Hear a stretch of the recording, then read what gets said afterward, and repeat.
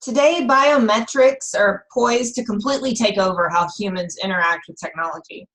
Unfortunately, the government and private corporations are not prepared, nor do they even have a plan to mitigate the high risks of losing personal biometric data. Imagine losing your identity permanently. How do you prove your identity when you aren't even you anymore? Good evening. My name is Andrea Himmelsehr, and together with Chipper Beegle, we are going to discuss the overarching risk of biometric collection, how it affects privacy, personally identifiable information, also known as PII, and surveillance issues. To begin, we will start with issues that have plagued biometrics from a historical perspective, factors that have led to where we are today, and how data from an analytical perspective is completely new technology. Let's define biometrics. They are the physical or behavioral human characteristics that can be used to digitally identify a person, to grant access to systems, devices, or data. It's either physiological, such as your face or fingerprint, or behavioral, how you walk, your signature on a keypad.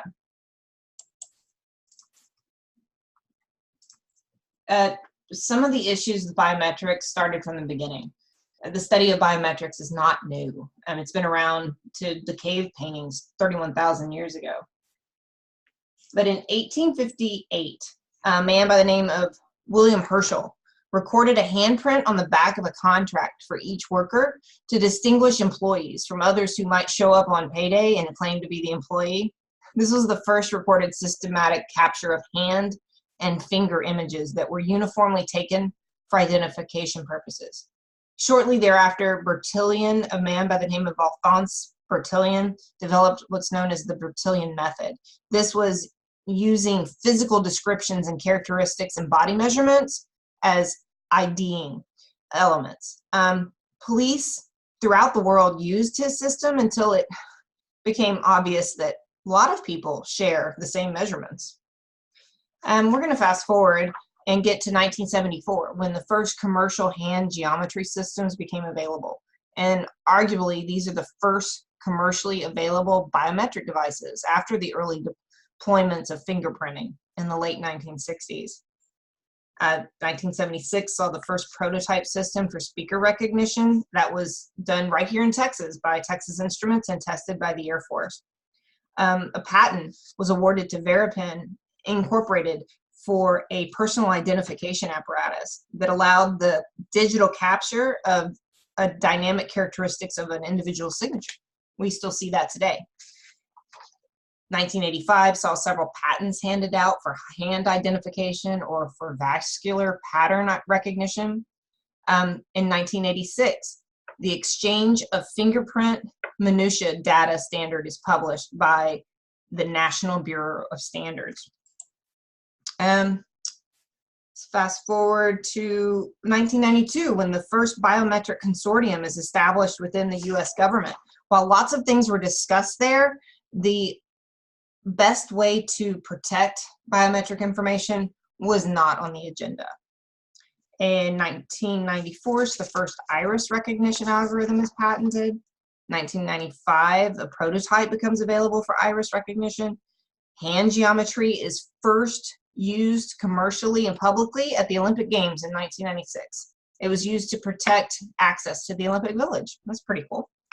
And then in 2000, we finally decided that we'd been talking about biometrics long enough that maybe we should award a degree for it. The West Virginia University established a degree in biometric systems. In 2002, ISO standards first included biometrics in their standards. So we've been talking for a long time, and we're finally getting our act together on what a standard is. But it's not quite perfect yet. In 2011, when the CIA captured and killed Osama bin Laden, they used a combination of his DNA with facial recognition technology to only identify with 95% certainty that that was him. It just is mind-boggling because we knew it was him, but the technology wasn't even good enough to confirm what we already knew. And in 2013, Apple included fingerprint scanners into consumer targeted smartphones for the first time. One of the main risk factors is that consumers are interacting with these digital devices and leaving trails of data at an unprecedented speed and with tremendous accuracy. Just this year, Microsoft announced that the next major update, Win 10, will be passwordless, and it'll use facial recognition or fingerprints to access the devices. So the fact is this: we are all giving away personal data, and there's a misunderstanding on how it's being used, how it's taken, how it's stored, how it's even being transferred between governments and corporations. One researcher described it like this: it's not transparent. The collection is not clearly understood, and they are unable to throttle or limit its use after collection. In other words, consumers do not understand what they are giving away. And many times, if you think about it, they're not even aware the information is being taken, such as facial recognition. And it's not just corporations like Microsoft that are driving this forward. The government is in on it too. For example, the Department of Homeland Security established the Office of Biometric Information Management in 2013. Can you go back a slide, Chipper? And they said that this was in order to protect and to monitor, quote unquote. And the FBI maintains the largest biometric database in the US. The fact that they are trying to exempt this database from the Privacy Act sheds light on a lot of problems, such as privacy, security, and the improper use and storage of this information. The government and corporate industry, they're not trying to deny that the future is fixated on biometrics. And researchers believe that by 2020, 90% of corporations will have implemented biometrics in some way. The government is even teaming up with corporations. A joint report published in 2017 reviewed the Analytic Exchange Program, who researched cooperation between corporations and government and discussed the quote-unquote ideal future state of biometric information, and also the possibility of commercial marketing. What was really interesting about that report was that there was a note in the report that said, an interesting scenario in that the face recognition technology is developed and owned by a private airline, and the biometric data points are matched against visa, immigration, or passport photos held by the US government. It's obvious that the government and corporations are working together. We can't deny that. In addition, we can't forget that it's a $40 billion market-sized industry. So here are the real concerns: the data, or the lack of, which we'll be explaining here in a minute. That everybody knows the data is being collected, both by government and by corporations. But one of the other major concerns is that the collections are happening everywhere, and consumers can't opt out. In fact, an attorney in California, they've recently banned the use of facial recognition, and that was mainly due to privacy concerns. But they also said that the driving force, or the primary use, was because of law enforcement, the overall surveillance possibilities.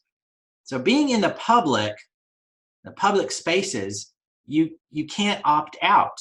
Remember that both government and corporations are using this technology. It is very difficult to opt out. Now, the government and corporations are working together. Everyone knows their biometric data is being taken. It's being used and tracked. But as mentioned before, consumers don't know what they're giving away. In addition, the technology just doesn't work. Now, this poses a huge strategic risk for corporations. Corporations like Apple, Microsoft, who have chosen to ditch the passwords and rely solely on biometric data. And Danny Thacker, he's a leading biometric solution provider. He said he's concerned with the future of safety of biometrics and believes that biometrics might look flawless from a layman's perspective, but security experts know that, like other systems, biometrics has its limitations. The Electronic Frontier Foundation believes that biometrics are costly, prone to error, and present extreme risks to privacy and individual freedom. It's this prone to error and extreme risks that cause a major concern. And the industry seems to be denying, or at least at a minimum, overlooking these issues while they're still forging ahead with the technology. Corporations and governments are putting huge amounts of money into biometrics. This is a financial risk, operational risk, and reputational risk when the data is eventually hacked, and it will be hacked. In 2019, KPMG did a survey on biometric data and found that their respondents stated that they had serious concerns about their own technology, which had a significant number of false positives. Statista, a researching company, found that the top 4 concerns were stolen biometric data, lack of standards, identifiers compromised, and risks of false positives. So the real problem is that the risks are too high. It's from everyone, the government, the corporation, and especially the consumer. The industry is eerily quiet on this subject. You can't replace a finger, an eye, or a face if it becomes compromised. There are no answers on how to mitigate the risks of losing someone's personal biometric data. However, there was an attempt. In 2016, the industry came together. These are big names: Microsoft, Google, large professionals, and interest groups. And the National Telecommunications Information Administration is what brought them all together. The purpose was to build a professional code of conduct for biometrics. But before the meeting was over, all of the groups walked out. Not a single trade association could even come to an agreement. So there are no answers on how to mitigate the risk of losing someone's personal biometric data. And according to Glaser, the US government is dancing around the question on how to oversee biometrics. It's clear the industry does not know how to handle the risks. They can't agree on solutions, and the government is staying quiet. Here's another example. There was a database breach that exposed 28 million records of fingerprints and facial recognition data. And what's different about this one, the thing that they were concerned about, is that it is uniquely terrifying about this breach is the nature of the data that was stolen. Once your biometric data is stolen, how do you prove yourself when you are not you anymore? So as mentioned previously, back to the lack of data, analytical data, it was mentioned in a previous slide, the industry is eerily quiet on this subject. You can't replace a finger, an eye, or a face if it has been compromised. Everyone seems to be overlooking the actual risk of losing biometric data.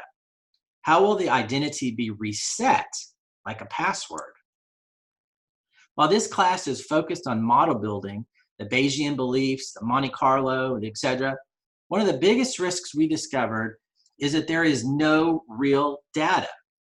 The 3 main areas that continue to come up in our research, but there was nothing related to protecting the consumer's personal, individual biometric data. The biometric applications, data loss, commercial, all of these things, making identifications, the breach, security, selling, government sharing, but nothing. There is no data on how many people are locked out of their accounts because their identity was compromised, fully compromised.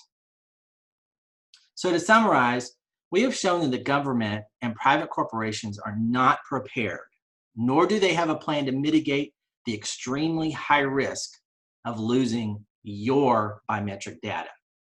Thank you for the time. Giggle.